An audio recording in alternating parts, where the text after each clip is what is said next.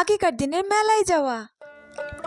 কি সুন্দর মেলা বসেছে আমাদের গ্রামে, কি ভালো লাগছে দেখতে।